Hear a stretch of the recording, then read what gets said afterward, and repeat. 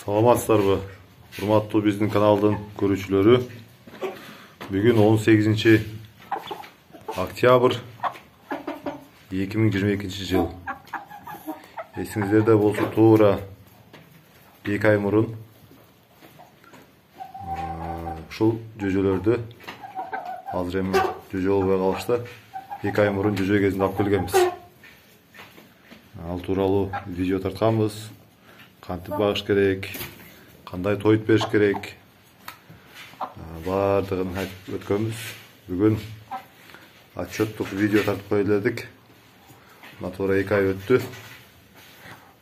Баягы жөжөлөр чоң короз моундай мекиштерге айланышты. Бул корозтордун азыр тирүүлөй салмактары бир 7 килограммдан ашат. Мекиштери 5-6 килограмм тегерек болот.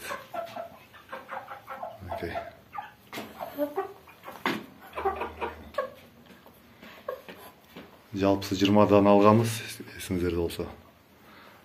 Ал 20 данадан бир 3-4 өлүп калды. Себептери белгисиз эмнеден өлүп калды. Мен оюмча, оор салмакка жүрөктөрү көтөрө албай калды окшойт. Болбосо кароо шарты, тойту баары ойдогудай болду. Буюрса жакын арада соебуз. Сойгондо дагы тасма тартабыз. Ага чейин ушундай. Бул жер буларга тар болуп калды. Жемда көп жей башташты булар.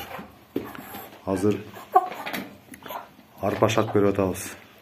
Тартылган арпа берип баштадык. Берип баштаган жокпуз, 1 айдан өткөндөн кийин эле ушул арпа шак берип жемин аралаштырып берип атканбыз. Азыр жалаң эле арпа шак берип калдык. Себеби айтканбыз, өткөндө жалаң жүгөрү менен бергенбиз. Жүгөрү бергенбиз будан мурунку партиясына. Эттери аябай ширин болду, бирок терилери калың, майлуу болуп калды дагы. Үйдөгү балдарга жаккан жок.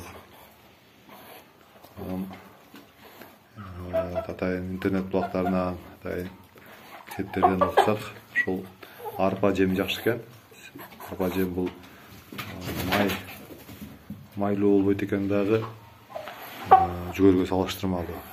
Буларда булчуң эттер өзөт экен арпадан. Андыктан ошол арпа менен бактык алып атабыз. Эми буюрса сойгондо салыштырмалуу айырмасын айтабыз. Мынакей. Кыскача ушундай, туугандар. Маалымат менен бөлүшүңүздөр. Кайрадан эфир аркылуу жолукканча сак саламатта болуңуздар.